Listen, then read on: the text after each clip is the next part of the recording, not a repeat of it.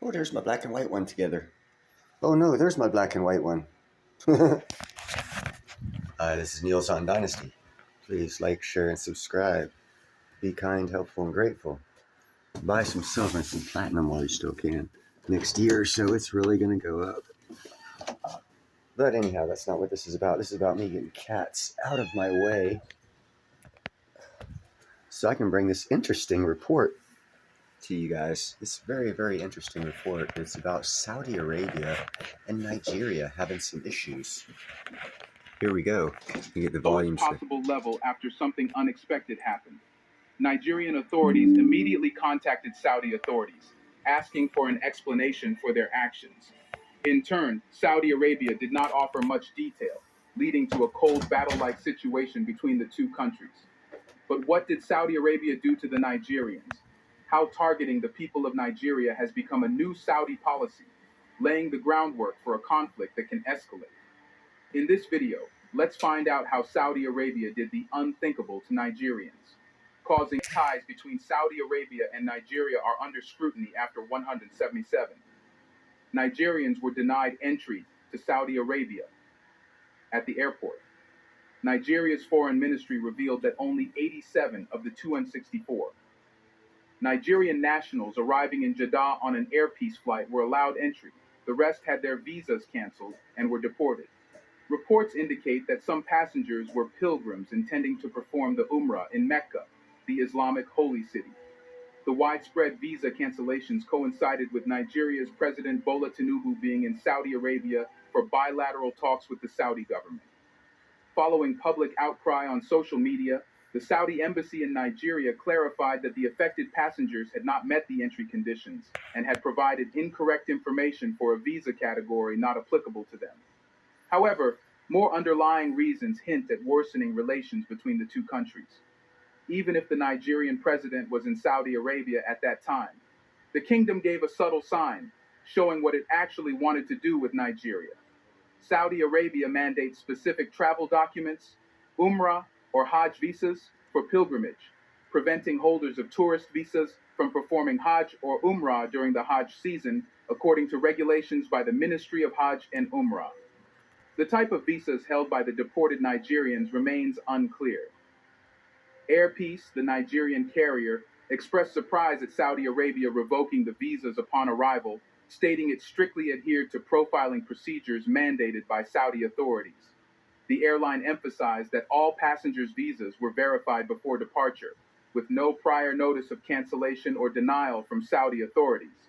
However, the Saudi statement clarified that the cancellations were not exclusive to Nigerian citizens, urging all passengers to ensure their documents comply with the conditions before traveling to the kingdom.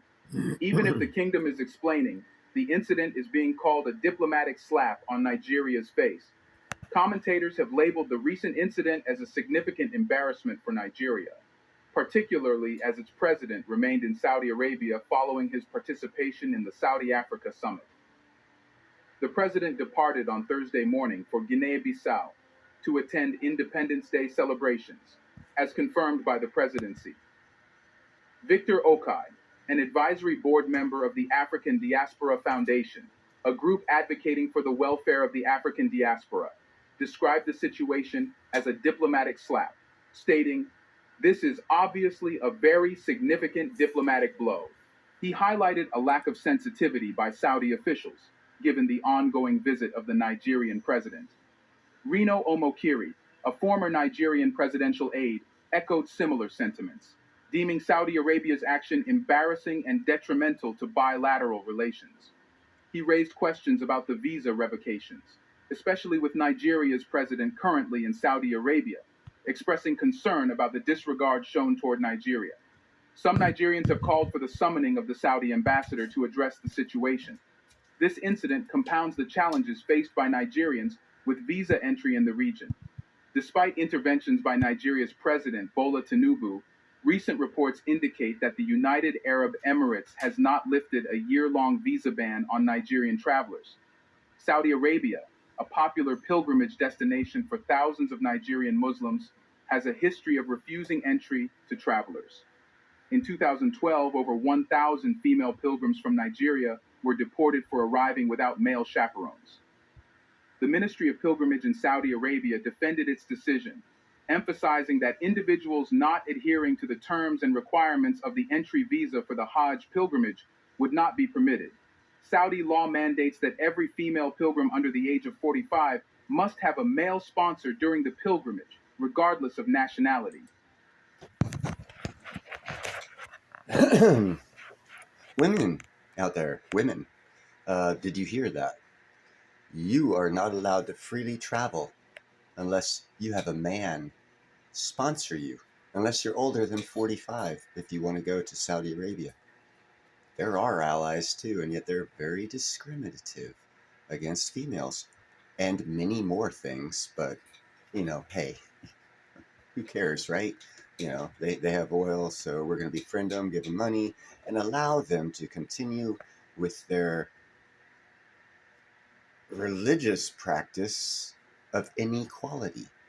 So apparently, I guess, as soon as you enter in a Saudi area or any area of that political persuasion in any other area, you have to follow a policy of hate and discrimination to be welcome in their country.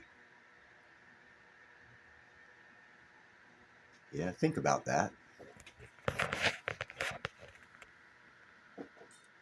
Hatim bin Hassan Qadi, the spokesman for the pilgrimage ministry, clarified that this rule applies to all women seeking an entry visa to Saudi Arabia for Hajj. Binta Malami, another woman in the group, revealed that she traveled with her husband but was denied entry to Saudi Arabia due to a discrepancy in her husband's name compared to her passport. In protest of what he deemed inhumane treatment, her husband chose to return with her. Saudi authorities refuted any allegations of mistreatment in their statement. The Ministry of Hajj reiterated its commitment to receiving pilgrims from around the world with ease and comfort in accordance with applicable instructions.